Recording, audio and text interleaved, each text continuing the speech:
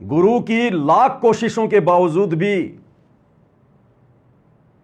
ये लोग एक छोटी सी चीज को नहीं छोड़ पाए, सोना, गोल्ड, सोना पहनना। ये परिवार एक सोना पहनना नहीं छोड़ पाया, आज तक नहीं छोड़ पाया। आज 29 जून 2025 तक नहीं छोड़ पाया, जबकि सतगुरु ने सत्संगों में अनेकों बार जिक्र किया, अनेकों बार। और ये लोग तो गुरुजी के आसपास रहा करते थे, आश्रम में रहा करते थे। गुरुजी ने तो इनको पर्सनली, व्यक्तिगत तौर भी कितनी बार आदेश दिया होगा, कितनी बार कहा होगा। क्योंकि गुरु का क्या काम है? गुरु तो निष्पक्ष भाव से और मुंह पे सारी बातें बोलता है। अगर भगत में कोई कमी दिखाई देगी, भगत अगर मर्यादाओं से बाहर दिखाई देगा, सत्संग रूपी वचनों में बंध के नहीं चलेगा, और वो व्यक्ति यदि गुरु जी के पास रह रहा है, आसपास रह रहा है, तो क्या गुरु उसको टोकेगा नहीं, उसको बताएगा नहीं कि तू क्या गलती कर रहा है, तूने क्या पहनना चाहिए, तूने कैसे रहना चाहिए? जब गुरु जी के दर्शनों के समय हम जाते थे बरवाला आश्रम में, तो दास ने अपनी आंखों से देखा कई भगत जिनके लंबे लंबे बाल होते थे, मिथुन चक्रवर्ती की तरह, अजय देवगन की तरह। गुरुजी दर्शनों के समय उनके बाल पकड़ के हिला दिया करते थे कि अब की बार बाल कटवा के आना। तो मर्यादा तोड़कर गुरु का परिवार यदि गुरु के पास में रह रहा है, तो क्या गुरु उनको नहीं समझाता होगा? बहुत समझाया, लेकिन गुरु की एक बात नहीं मानी, एक भी। आज हम गोल्ड के ऊपर वीडियो बना रहे हैं, सोना पहनने को लेकर, और पता चलेगा गुरु को मानुष कौन मानता है और गुरु जी के वचन पर वर्तमान में कौन चल रहा है। तो सोना ना पहनने को लेकर सतगुरु रामपाल जी परमेश्वर जी ने अपने सत्संग में अनेकों बार जिक्र किया है। और आज हम पूज्य गुरुदेव भगवान के आशीर्वाद से सर्वप्रथम एक छोटा सा उनके मुख कमल से सोना ना पहनने को लेकर उन्होंने जो हिदायत दी है, ये वीडियो सुनते हैं।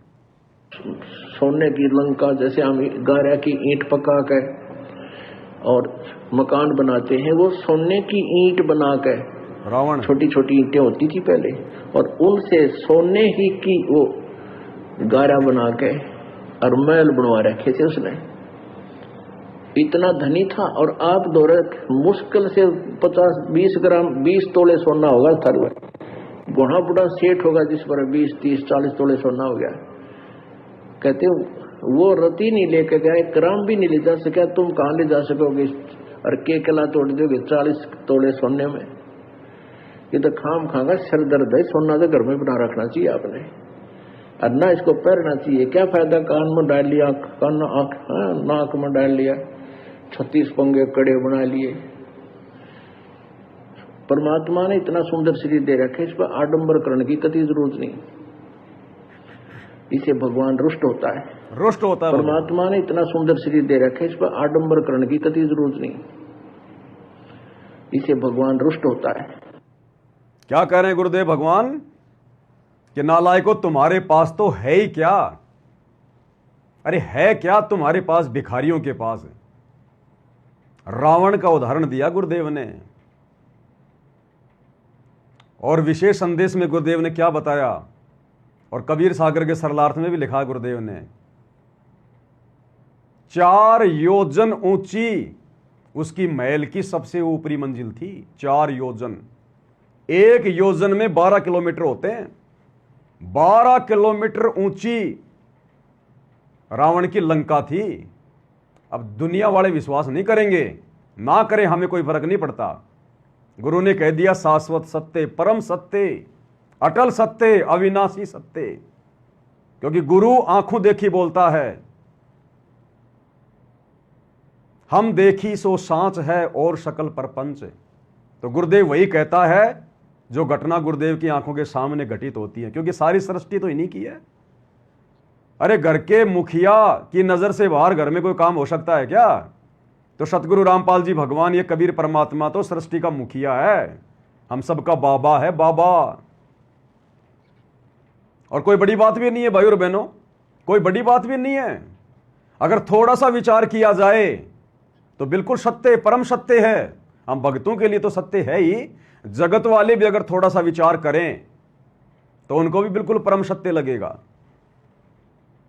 आज वर्तमान समय में आप और हम इंसानों की हाइट कितनी है? नॉर्मल हाइट वर्तमान में 6 फीट या 5.5 6 5.5 6, एक आध वैसे कोई 7 7.5 8 का हो गया, वो बात अलग है, लेकिन पूरे संसार की इस समय जो नॉर्मल हाइट है 5.5 6 5.5 6। और वर्तमान में पूरे विश्व में सबसे बड़ी बिल्डिंग कहां है, सबसे बड़ी जो इमारत है वो कहां है? दुबई में। क्या नाम है? बुर्ज खलीफा। और कितनी ऊंची है? 800 मीटर, 1 किलोमीटर मान के चलो पूरी आप। उसके ऊपर कुछ वो टावर वावर भी लगा रखे होंगे।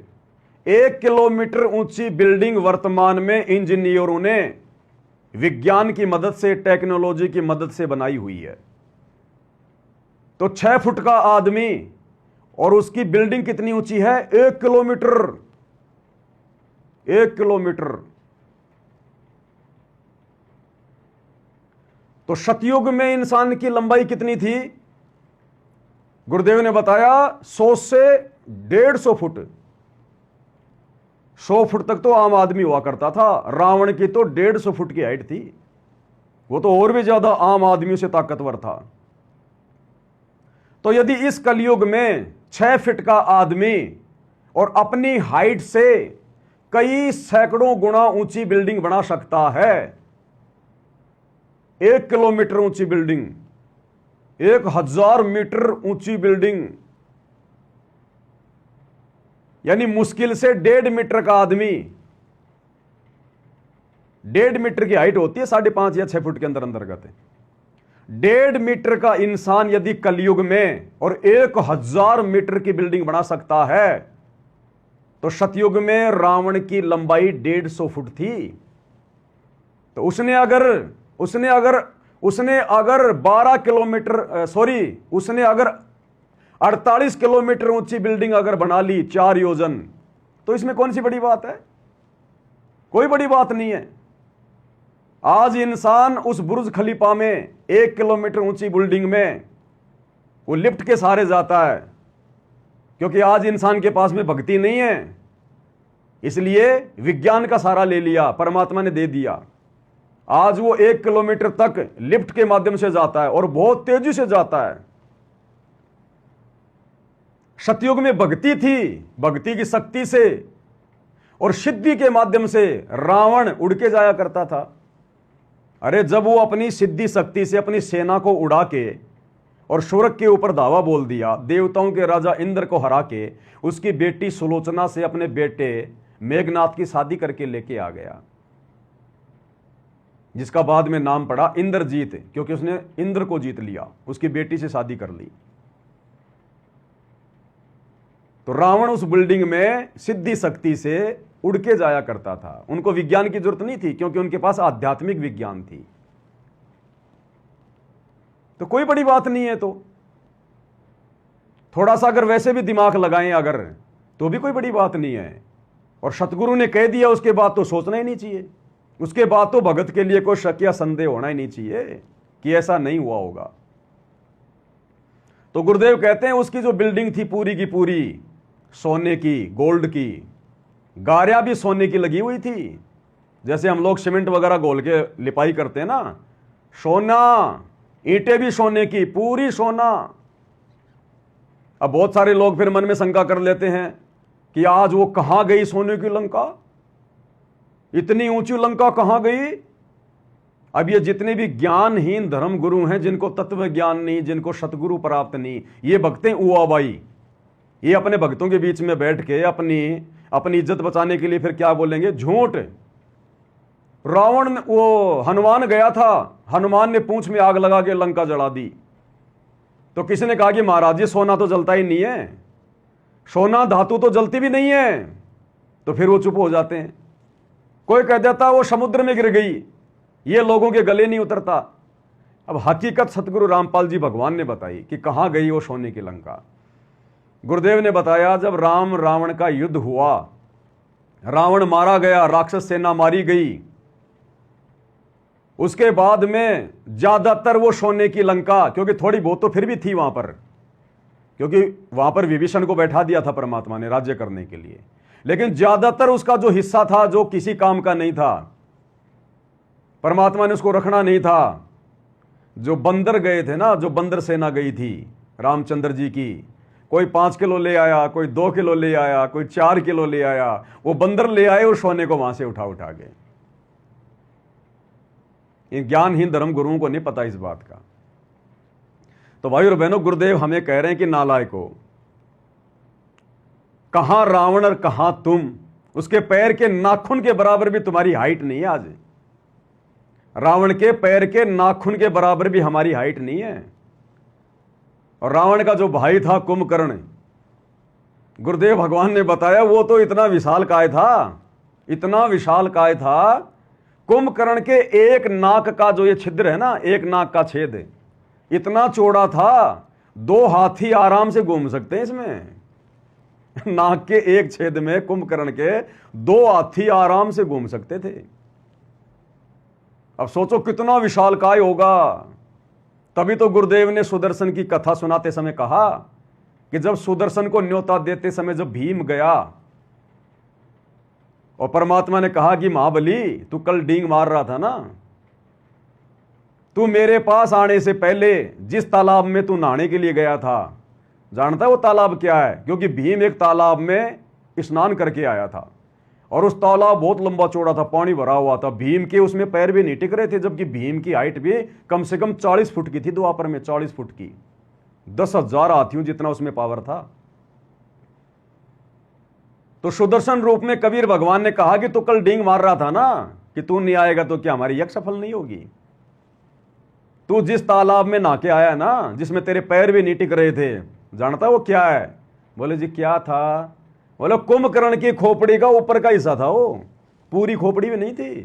कुंभकर्ण की खोपड़ी का ऊपर का हिस्सा था वो, जो तालाब के रूप में यहां पर है, जिसमें तेरे पैर भी नहीं टिक रहे थे। तेरे से बड़े बड़े महाबली तो होके जा लिए। तो भाई और बहनों,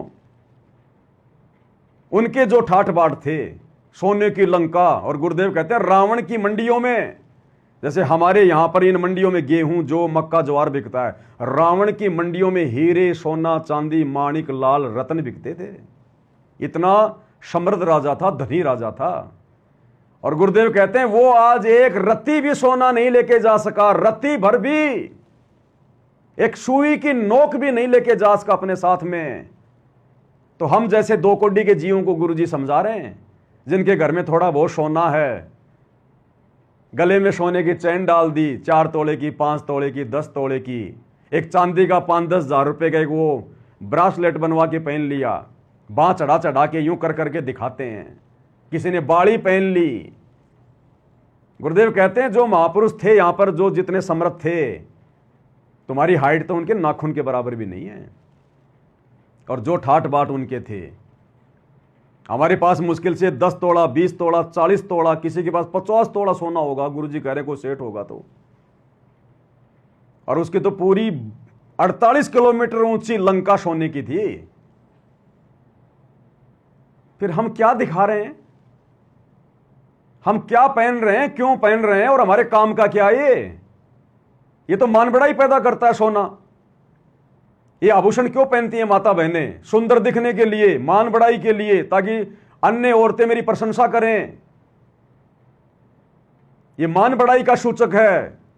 और मान बढ़ाई भक्ति मार्ग में गुरुदेव को कतई पसंद नहीं है। अहंकारी जीव कतई पसंद नहीं है। परमेश्वर ने पहले से इतने अच्छे हाथ बना के दे रखे हैं, जहां जिस अंग की आवश्यकता थी बनाया हुआ है। इस पर आडंबर करने की जरूरत नहीं है। और गुरुदेव कहते हैं इसको तो घर में भी नहीं रखना चाहिए। घर में भी, ये वचन है गुरु जी का। भाई और बहनों ध्यान रखना, ये वचन हो गया सतगुरु का। ये परमेश्वर है, परमात्मा है। इनके मुख से जो आदेश निकल गया वो नियम है, वो मर्यादा है। इसलिए तो गुरुदेव कहते हैं कि बच्चों, जैसे जैसे तुम सत्संग सुनोगे तो कुछ मर्यादाएं तो तुम्हारी को नाम दीक्षा के समय भाई फार्म पे लिख के जो बता दिए जाते हैं नियम, कुछ जब तुम सत्संग सुनोगे तो सत्संग के माध्यम से तुम्हें पता चलेगा कि क्या क्या सावधानियां और बरतनी है। और फिर गुरुदेव ने बताया कि कुछ मर्यादाएं तुम संकेतों में समझने लग जाओगे, कॉमन सेंस से भी समझने लग जाओगे, जब तुम्हारी बुद्धि विकसित होगी। तो यहां तो वर्तमान में जो फार्मों पर गुरुदेव भगवान ने नियम लिख के दे रखे हैं, फार्म पर नाम दीक्षा देते समय, और जिन लोगों को वर्तमान में सार शब्द मिल गया, सार नाम सार शब्द, बस सतलोक जाने वाले हैं, जरा सी उनकी पूंछ हटकी हुई है बस। आज वो लोग उन फार्मों पे लिखे हुए वो प्रथम स्तर के नियम भी नहीं निभा रहे, वो सोना पहनना भी नहीं छोड़ रहे। और उन लोगों में सर्वप्रथम गुरुजी का कलयुगी परिवार, गुरुजी का कलयुगी परिवार। और वैसे भी महाभारत के दौरान जो कथाएं आती हैं, गुरुदेव ने भी जिक्र किया है कि सोने में तो काल का प्रवेश है, काल का प्रवेश सोने में, लेकिन फिर भी संगत बिल्कुल ध्यान नहीं दे रही। गुरु वचन की कोई लाज नहीं है, कोई मर्यादा नहीं है। एक आम संत की तरह छोड़ दिया गुरुदेव को कि बस भौंक रहे हैं। तो गुरुदेव ने स्वयं भी आदेश दे दिया सत्संग में, और कई बार दिया, कई जगह दिया, और शब्दों के माध्यम से भी परमात्मा ने कई बार समझाया कि तन मन शीस ईस अपने पे पैलम चोट चढ़ावे, जब कोई राम भगत गति पावे। लोक लाज मर्याद जगत की तिनके ज्यों तोड़ बगावे, और कामिनी कनक जहर कर जाने, वो शहर अगमपुर जावे। कामिनी यानी सुंदर स्त्री की चाहत, दूसरों की स्त्रियों के साथ में फ्लर्ट करना, प्रेम प्रसंग बढ़ाना, जारी करना, अनावश्यक संभोग करना। कामिनी और कनक यानी सोना। तो गुरुदेव कहते हैं भक्ति मार्ग में ये दो चीजें जहर हैं, जहर। स्पेशल परमात्मा ने शब्द में कहा है, क्योंकि शब्द सांकेतिक होते हैं। कामिनी कनक जहर कर जाने। अरे जहर अगर आपको पता चल जाए कि इस मटके में एक टपका जहर का किसी ने डाल दिया, आप उसमें से एक गिलास पानी का पी के दिखा दो, कोई जबरदस्ती पिलाएगा तो भी नहीं पियोगे। अगर संगत को गुरुदेव के इस आदेश की परवाह होती, ये शब्द अगर संगत की समझ में आ गया होता, ये आदेश अगर संगत ने मान लिया होता गुरुदेव का कि कामिनी कनक जहर कर जा रहे हैं, जो सोने को और स्त्री भोग को जो जहर के समान समझेगा, वो शहर अगमपुर जावे, वही सतलोक जाने का अधिकारी होगा। अभी तो गुरुजी का परिवार ही नहीं छोड़ रहा सोना पहनना, सार शब्द लेने के बाद भी, जबकि ये तो सतनाम के बाद में छोड़ देना चाहिए। सोना पहनना तो सतनाम के बाद में छोड़ देना चाहिए। इन्होंने तो सार नाम ले लिया, सार शब्द ले लिया, बस इनका तो आधा शरीर सतलोक में, आधा धरती पर है, लेकिन फिर भी इनसे सोना नहीं छूट रहा। उसके बाद बरवाला कांड के बाद भी गुरुदेव भगवान को संगत की चिंता परवाह। अब पता नहीं जो आदेश ये महेंद्र का लड़का अमित अपनी ऑडियो के माध्यम से सुना रहा है, ये आदेश वास्तव में गुरुदेव ने दिया है या नहीं दिया है, या इन लोगों ने संगत का सोना दान करवाने के लिए अपनी तरफ से ऑडियो बना के भेजी है। क्योंकि गुरुदेव ने तो जो मान मर्यादा जो बतानी थी अपने सत्संगों में बता रखी है। बार बार क्या कहेगा गुरु, और ये तो परीक्षा का समय है, गुरु क्यों बोलेगा बार बार। तो ये महेंद्र का लड़का है, सतगुरु रामपाल जी के कलयुगी परिवार का हिस्सा है। सतगुरु रामपाल जी सांसारिक रिश्ते में इसके ताऊजी लगते हैं। यह भी आदेश बता रहा है गुरुजी का कि आज मैं जेल में गया था गुरुजी से मिलने, और गुरुजी ने आदेश दे दिया सख्त कि मेरी संगत में आज के बाद कोई सोना नहीं पहनेगा, चाहे कोई भाण हो चाहे भाई हो, सब ने कह दियो, ना नाक में ना कान में। इस आदेश की सख्ती से पालना करवाओ। यो बोला जी मेरी तो कोई ना मानता। तो भाई साहब क्या आदेश दे रहे हैं, सुन लीजिए एक बार सोना पहनने के विषय में। साहब जी, एक गुरुजी आदेश आया है जी आज, अगर मतलब किसी ने नहीं सोना नहीं पहनना, किसी ने भी, किसी भाई ने किसी बहन ने, न चैन न गुट्ठी न कान में न नाक में कहीं नहीं डालना, कहीं बिल्कुल भी। गुरुजी ने कहा कि इसमें काल बसा है और सोना नहीं पहनेगा मेरी संगत कोई भी। मेरा आदेश है यो, इन्हें सख्ती से पालन करो। इन्हें गुरुजी ने कही हमें लेकिन ने कोई नहीं मान रहा। गुरुजी ने को सोना नहीं पहनेगा कोई भी आज के बाद। क्या कह रहा है ये भाई कि मैंने कहा गुरुजी मेरी तो कोई ना मानता। अरे तेरी मानेगा कौन कैसे, जब तू अपने गुरु की नहीं मानता। जब तुम लोग अपने अपने ताऊ की बात नहीं मानते, अपने गुरु की बात नहीं मानते, तुम्हारी बातें कौन मानेगा, तुम्हारे शब्द कहां काम करेंगे। कहा गुरुजी ने स्पेशल कहा है इसमें काल बस है, काल, और मेरी संगत में कोई सोना नहीं पहनेगा। तो गुरुजी का परिवार संगत में नहीं आता क्या, कुसंगत में आता है। अरे गुरुजी का परिवार भी तो संगत का हिस्सा होगा, लेकिन ये लोग सोना पहना नहीं छोड़ रहे, तो ये संगत का हिस्सा नहीं है, ये कुसंगत का हिस्सा है। तो गुरुजी ने खुद भी कई बार जिक्र किया, नियम और मर्यादाओं में भी बताया, सतनाम के नियमों में बताया। महेंद्र के लड़के ने भी गुरुजी का आदेश फिर से तरोताजा कर दिया। और उसके बाद में हमारे धर्म ग्रंथ भी ये प्रमाण देते हैं कि सोना क्या है, सोना कैसे बना। और गुरुदेव ने भी कई बार जिक्र किया, और सोना क्यों नहीं पहनना चाहिए। एक छोटा सा प्रमाण आपके सामने गीता प्रेस गोरखपुर से प्रकाशित श्री भागवत सुधा सागर सुख सागर, जिसके पाठ करने पर आजकल एक यादव कथावाचक की चोटी काट दी गई है, ये वही सुख सागर है, इसी की कथा कर रहा था वो।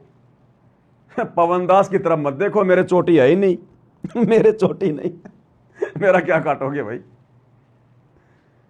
श्री भागवत सुधा सागर सुख सागर सचित्र हिंदी व्याख्या श्लोक सहित बड़े अक्षरों में। और भाइयों और बहनों इसका 12वां अध्याय है, पेज नंबर 551 है, 8वां इसका ये स्कंद है। और इसमें क्या कहा गया है, गुरुदेव भगवान ने हमें क्या समझाया, ये ग्रंथ क्या प्रमाण दे रहा है सोने के विषय में। आपने वो कथा तो सुनी रखी होगी शंकर जी और मोहिनी की, कि जिस समय समुद्र मंथन हुआ था, अमृत बांटा जा रहा था, जहर वगैरह, तो उस समय शंकर जी ने अपने कंठ में जहर को रोक लिया था, जिस कारण से वो बेसुध हो गए थे। उधर से जो अमृत का जो घड़ा था वो विष्णु जी ने छलबल करके मोहिनी का रूप बना के राक्षसों को मोहित करके, और वो कलश तो ले लिया अमृत का, वो तो देवताओं को पिला दिया, और शराब वगैरह पिला दी राक्षसों को, और बहुत सुंदर स्त्री का रूप बनाया मोहिनी का। हालांकि वो विष्णु जी ने नहीं बनाया, वो तो रियल विष्णु सतगुरु रामपाल जी भगवान इस कबीर परमात्मा ने बनाया था, लेकिन नाम तो इन लोगों का चलेगा, कोई दिक्कत नहीं है। तो काफी समय बाद में जब इस बात का पता चला, कभी जिक्र हुआ, तो शंकर जी के मन में काल ने प्रेरणा कर दी। और काल ने प्रेरणा क्यों की, शंकर जी के अहंकार के कारण।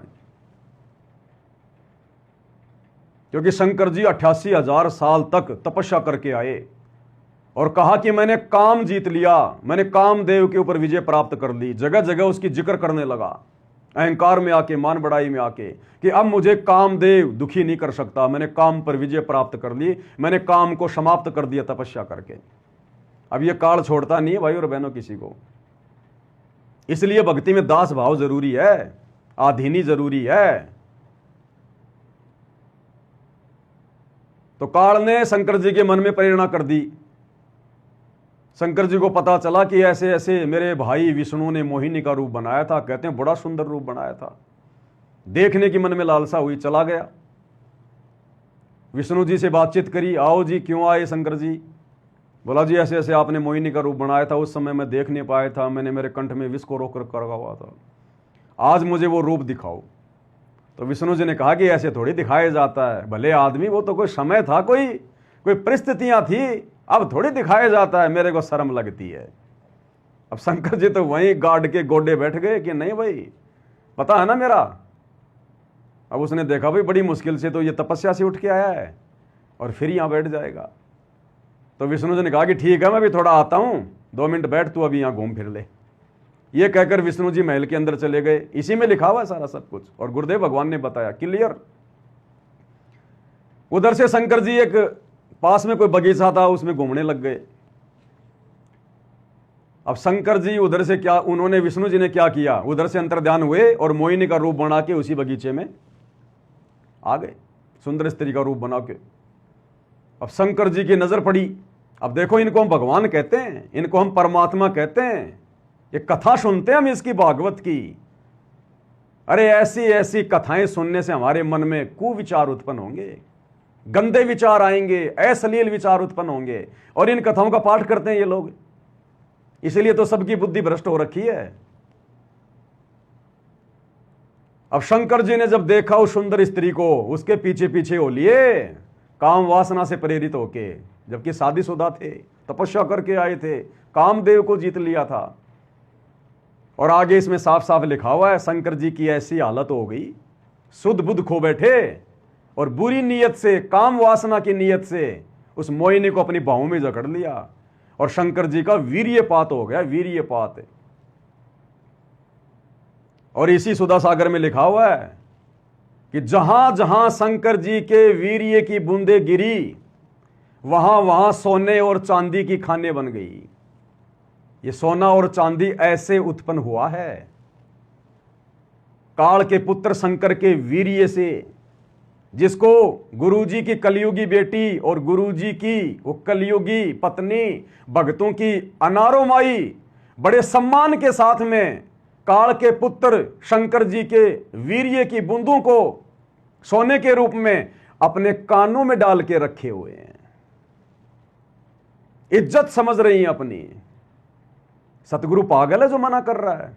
कोई कारण होगा ना, कारण हो ना हो, सतगुरु का वचन सबसे बड़ा कारण है। सतगुरु ने कह दिया तो कह दिया, भले हमारी बुद्धि में कोई बात नहीं आ रही है, हम जीव हैं, तुच्छ बुद्धि के प्राणी हैं।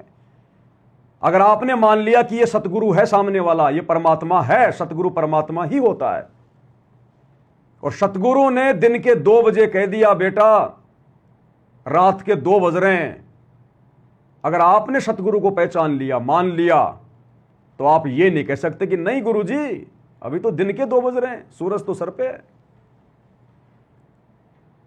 हां गुरुजी बिल्कुल सही है गुरुजी। अगर मन बकवाद करे तो यही सोचना कि हो सकता मैं स्वप्न देख रहा हूं। गुरुजी जो कह रहे हैं वो परम सत्य है, क्या पता क्या लीला है, वो तो रात में उजाला कर दे, उजाले में रात कर दे। मोला जल से थल करे, थल से जल कर दे, साहिब तेरी साई भी श्याम कहूं के सवेत। वो दिन को रात कर दे, रात को दिन कर दे भाई। हां गुरुजी बिल्कुल सही है गुरुजी, ओके, नो टेंशन, नो परवाह, सोचना ही नहीं, मन में नहीं सोचना कि यार अभी तो दिन है, गर्मी लग रही है, सूरज ऊपर है, गुरुजी कह रहे रात हो रही है, वही फैल। अगर आपने गुरु को गुरु मान लिया तो, पहचान लिया तो सोना क्या है? क्यों मना करते हैं गुरुदेव? ये श्री भागवत सुधा सागर 12वां अध्याय 8वां स्कंद page number 551 Gita press Gorakhpur से प्रकाशित है। और क्या लिखा हुआ है? बस उनका मन हाथ से निकल गया। किसका? शंकर जी का। मोहिनी पे आसक्त होके वे मोहिनी को निहारने और उसकी चितवन के रस में डूबकर इतने विहल हो गए कि उन्हें अपने आप की भी सुध ना रही। फिर पास बैठी हुई सती और गणों की याद कैसे रहती। उस मोहिनी के पीछे शंकर जी इतने पागल हो गए, काम वासना के वशीभूत, अपनी खुद की पत्नी सती भी उसको भी नहीं देख पा रहे कि वो क्या सोच रही होगी, वो क्या देख रही होगी। खुद की पत्नी के सामने और उस स्त्री के पीछे पीछे चले गए। आज एक आम व्यक्ति भी इस प्रकार की घटना को अंजाम नहीं दे सकता। इतना दिमाग, इतनी बुद्धि, उतनी शर्म उसे भी होती है। ये हमारे भगवानों का चरित्र है जिनकी भक्ति करके हम मोक्ष प्राप्त करने की सोच रहे थे। फिर लास्ट में क्या हुआ? यद्यपि भगवान शंकर का वीर्य अमोघ है, क्योंकि उनका वीर्यपात हो गया, फिर भी मोहिनी की माया से वह संखलित हो गया, यानी वीर्यपात हो गया। भगवान शंकर का वीर्य पृथ्वी पर जहां जहां गिरा, वहां वहां सोने चांदी की खानें बन गई। जिस सोने को गुरुजी की बेटी और गुरुजी की कलयुगी पत्नी अपने कानों में सहज के रखे हुए हैं, आज 29 जून 2025 तक, और लाखों की संख्या में सतनामी, सारनामी और सार शब्द प्राप्त करके भगत लोग पहने हुए हैं। माता बहनें सोना धारण कर रही हैं। काल के पुत्र का वीर्य गंदगी, इसलिए सतगुरु मना करता है। सतगुरु का वचन ही मुक्ति है, सतगुरु का वचन ही मोक्ष है। तो एक कारण यह भी है जिस कारण से गुरुदेव भगवान हमें सोना ना पहनने की सलाह देते हैं, सख्त आदेश देते हैं कि इसको तो घर में भी नहीं रखना चाहिए, इतनी गंदी चीज है ये, मान बढ़ाई पैदा करती है और काल के पुत्र शंकर के वीर्य। इसलिए गुरुजी कहते हैं शरीर पे धारण करना तो बहुत दूर की बात है, अगर आपको ज्ञान हो गया हो तो ये सोने को तो घर में भी नहीं रखना, घर में भी। अरे भगत कभी अपने घर में काल का वास होने देगा क्या? काल को अपने घर में रखेगा क्या? ये प्रमाण आप लोगों की आंखों के सामने है, स्पष्ट लिखा हुआ है।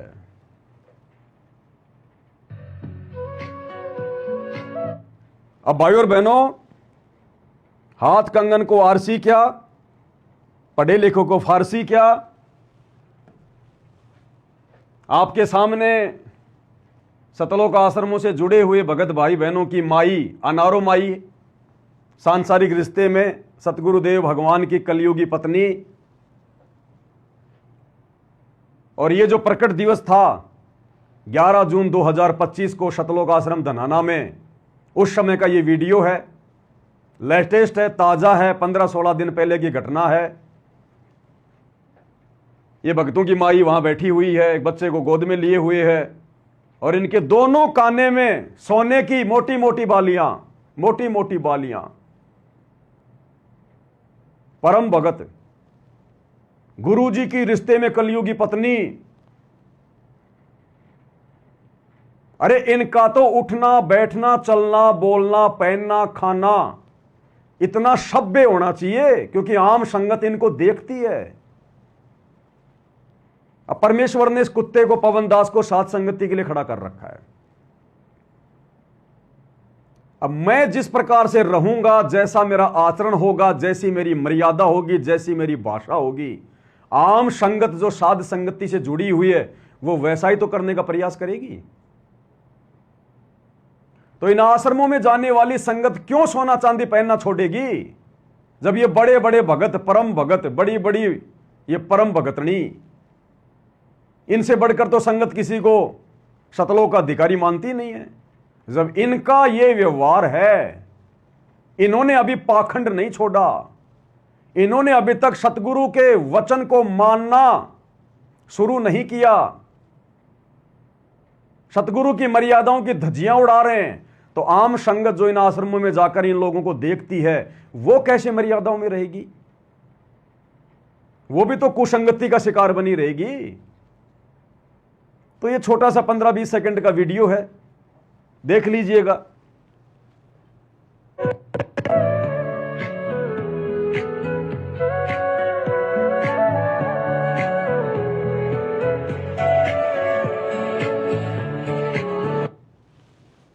देखिए, माई के कानों की तरफ देख लो भाई साहब, आराम से देख लो, रुक के भी दिखाएंगे आपको, ऐसी बात नहीं है, जल्दबाजी नहीं है। ये लो जी, उसी वीडियो का स्क्रीनशॉट है। हाथ कंगन को आरसी क्या, पढ़े लिखे को फारसी क्या, ये तो लेटेस्ट घटना है अब की।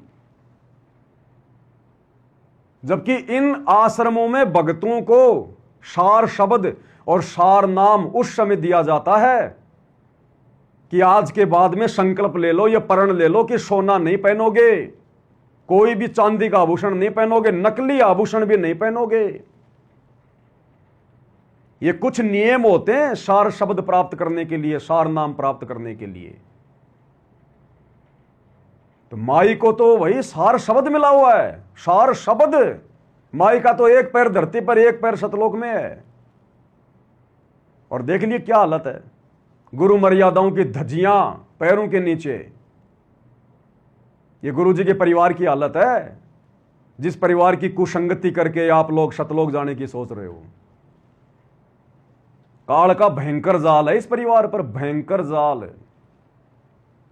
देख लिया आपने इस कान में, किसी को शंका हो जाए कि माई ने दूसरे कान में नहीं पहन रखा होगा, दूसरा भी देख लो भाई और बहनों, ये देखिएगा, दूसरे में भी, लेफ्ट में भी और राइट में भी। वो एक कहावत है ना कि लीद, अगर लीद खाने का अगर मूड ही बना लिया, अगर लीद ही खानी है तो फिर गधे की क्यों खाएं, हाथी की खाएंगे ना, कम से कम पेट तो भरेगा। तो अगर मर्यादा तोड़नी है तो फिर जम के तोड़ो ना, छोटी मोटी क्या तोड़नी, क्या बडीर क्या छोटी। कोई शर्म नहीं है। ये हाल है। अब जब भाई मां की ये हालत है तो बेटा बेटी तो अपने माता पिता से ही सीखते हैं ज्यादातर, गुरु के तो ज्यादा संपर्क में रहते नहीं। अब हम अपने घरों में हैं तो बेटा बेटी ज्यादातर हमसे सीखेंगे या फिर गुरुजी से सीखेंगे? मां बाप से सीखेंगे ना। तो जब मां ने सोना पहनना नहीं छोड़ा तो बेटी कैसे छोड़ देगी भाई? एक बेटी का तो इन आश्रमों से ज्यादा लेना देना नहीं है, बड़ी वाली का, अंजू का, क्योंकि उसका पति अनुपदेशी, वो नहीं मानता और ज्यादा उसकी हिस्ट्री का हमें पता भी नहीं है। बाकी गुरुजी ने तो खैर हिस्ट्री उनकी बताई रखी है अपने चारों बेटा बेटियों की, कि मुझे अच्छे से पता है इनका क्या व्यवहार है, क्या इनका आचरण है, क्या आगे चल के मेरी खातिरदारी करते। तो गुरुजी ने तो चारों को एक समान लिया है कि मुझे उनके ऊपर कोई विश्वास नहीं है। तो जब मां सोना पहनना नहीं छोड़ रही सार शब्द लेके, तो बेटी सार शब्द लेके सोना पहनना कैसे छोड़ देगी? वो बेटी जिसको संगत वाले मंजू बहन के नाम से जानते हैं, वो मंजू बहन जो भक्तों को सार शब्द से पहले उसकी परीक्षा लेती है। सार शब्द देने से पहले सार शब्द की जो परीक्षा ली जाती है वो कौन लेती है? मंजू बहन। जिस सार शब्द को प्राप्त करने से पहले सोना छोड़ा जाता है, उतारा जाता है, घर से भी निकाल दिया जाता है, सोना चांदी कुछ नहीं, तो भक्तों के सार शब्द की परीक्षा लेने वाली मंजू बहन वो भला अपनी मां से पीछे क्यों रहेगी? उसको क्या दिक्कत है? जैसे कि संत रामपाल जी महाराज अपने हर एक सत्संग प्रवचन में भी के दुख व आपत्तियों को दूर करने का कहते हैं। ये कैसे मुमकिन है? क्योंकि संत रामपाल जी महाराज जी तो अभी जेल में। संत रामपाल जी महाराज जी ने हमें पूर्ण भक्ति बताई है जो शास्त्र के अनुसार है। संत रामपाल जी महाराज जी बताते हैं कि बच्चों सेवा सिमरन दान करके ही आप लोग इन दुखों से छुटकारा पा सकते हैं। देख लो भाई, हाथ कंगन को आरसी क्या, पढ़े लिखे को फारसी क्या। आप लोग किसकी कुसंगति कर रहे हो? किन लोगों की कुसंगति कर रहे हो जो गुरु को मानते ही नहीं, खाली दिखावे में मान रहे हैं, जो गुरु के किसी वचन को मानते ही नहीं। ये हाल है मर्यादाओं का। तो बाकी मर्यादाओं का क्या होगा? अरे कामिनी कनक जहर कर जाना है, और ये जहर को पी रहे हैं बड़े प्यार से, बड़े चाव से, बड़े शौक से। इनको जहर जहर लग ही नहीं रहा, इनको कोई डर ही नहीं है, कोई भय ही नहीं है मर्यादाओं का, सतगुरु के वचन का कोई भय ही नहीं है, निर्भय हो गए ये। आम संगत का क्या होगा जो इन आश्रमों में जा रही है? अंत में नीचे गिरना पड़ेगा, बहुत गहरी चोट लगेगी, वो घाव भरा भी नहीं जाएगा। जिस स्तर पर ये लोग तुम्हें पहुंचा देंगे, इनकी कुसंगति करके आप लोग पहुंच जाओगे, वहां से लौट के वापस आना आप लोगों के लिए मुश्किल हो जाएगा। अगर आने वाले साल 2 साल में 2028 से पहले पहले आंखें नहीं खोली तो, अगर इन लोगों की कुसंगति नहीं छोड़ी तो, इन आश्रमों में जाना नहीं छोड़ा तो, ज्ञान को आधार बना के साध संगति से जुड़कर भक्ति करनी शुरू नहीं की तो, अगर गुरु को प्रसन्न नहीं किया तो, नजर निहाल नहीं किया तो, इन बातां के पाइए कर सतगुरु नजर निहाल, और राजी कर सतगुरु रूठे नु।